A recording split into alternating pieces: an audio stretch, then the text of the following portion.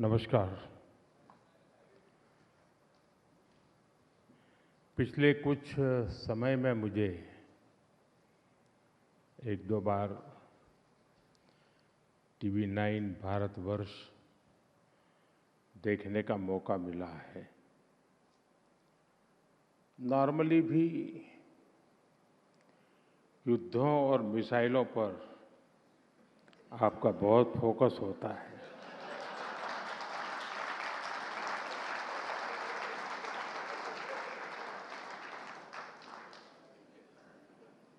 और आजकल तो आपको कंटेंट की ओवरफीडिंग हो रही है।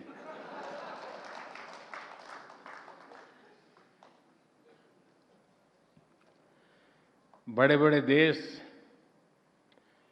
टीवी 9 को इतना सारा कंटेंट देने पर तुले हुए हैं लेकिन ऑन अ सीरियस नोट, आज विश्व जिन गंभीर परिस्थितियों से गुजर रहा है वो अभूतपूर्व है और बेहद गंभीर है। और इन स्थितियों के बीच आज टीवी 9 नेटवर्क ने विचारों का एक बेहद महत्वपूर्ण मंच बनाया है। आज इस समिट में आप सभी इंडिया एंड द वर्ल्ड इस विषय पर चर्चा कर रहे हैं। मैं आप सबको बधाई देता हूं, इस समिट के लिए अपनी शुभकामनाएं देता हूं, सभी अतिथियों का अभिनंदन करता हूं। साथियों, आज जब दुनिया कॉन्फ्लिक्ट के कारण उलझी हुई है,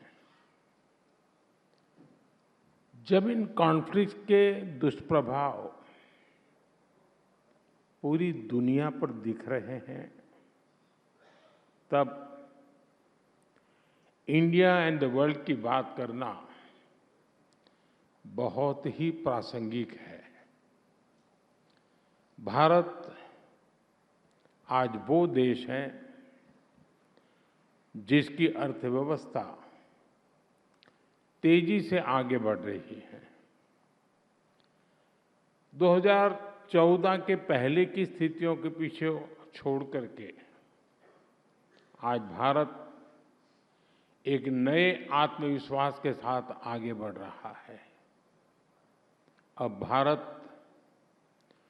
चुनौतियों को टालता नहीं है, बल्कि चुनौतियों से टकराता है।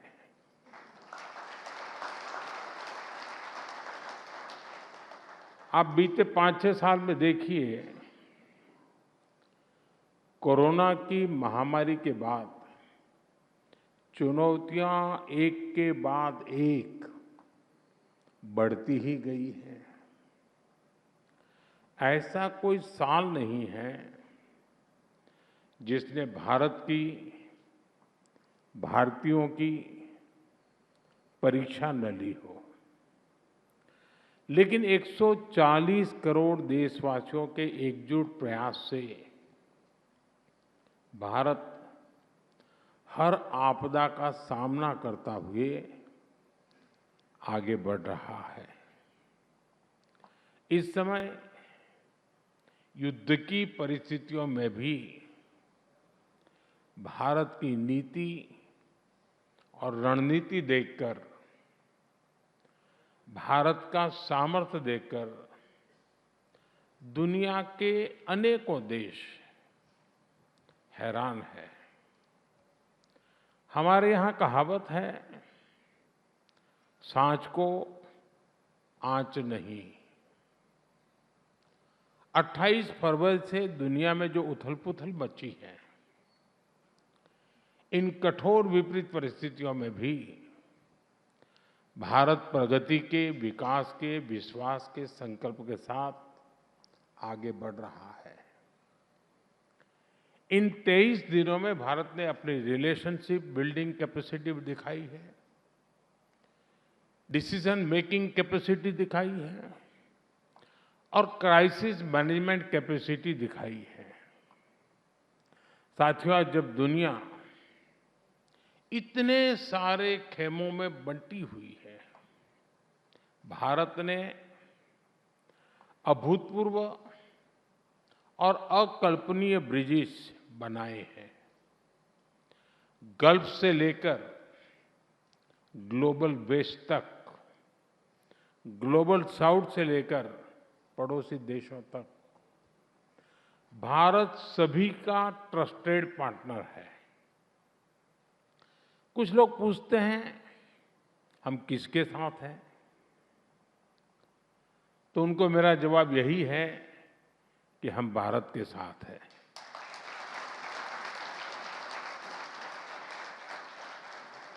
हम भारत के हितों के साथ हैं, शांति के साथ है, संवाद के साथ है।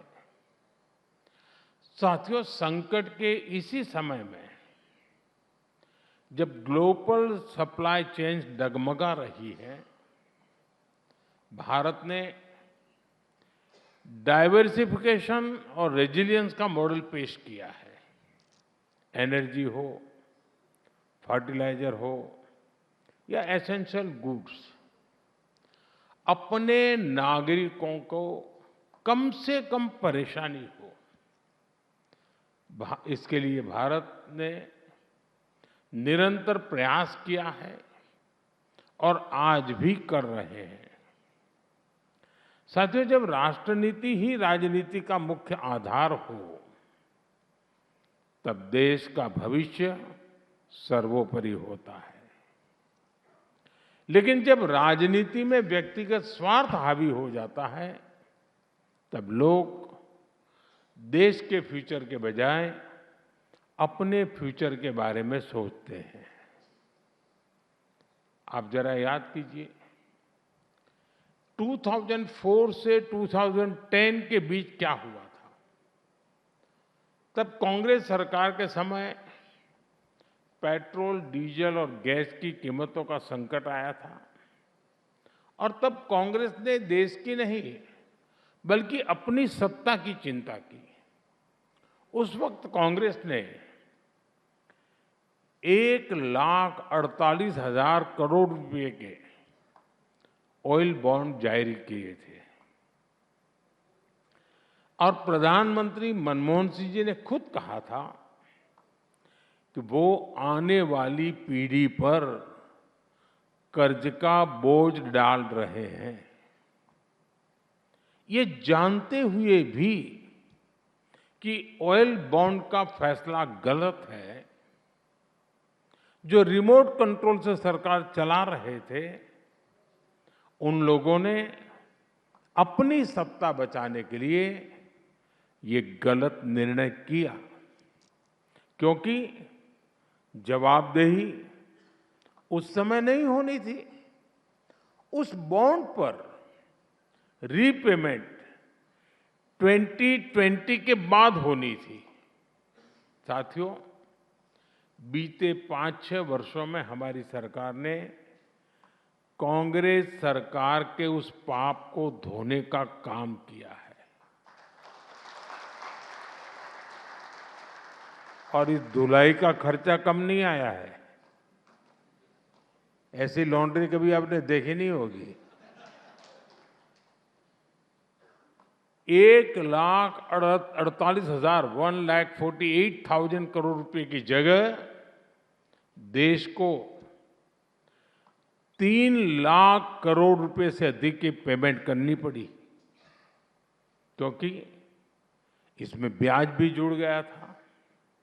यानी हमने करीब करीब 2 गुनी राशि चुकाने के लिए मजबूर हुए। आजकल कांग्रेस के जो नेता बयानों की मिसाइलें दाग रहे हैं, मिसाइल आई तो टीवी 9 को मजा आएगा।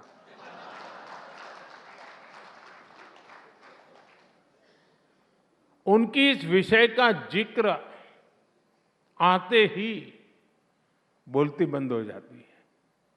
साथियों, पश्चिम एशिया में बनी परिस्थितियों पर मैंने आज लोकसभा में अपना वक्तव्य दिया है।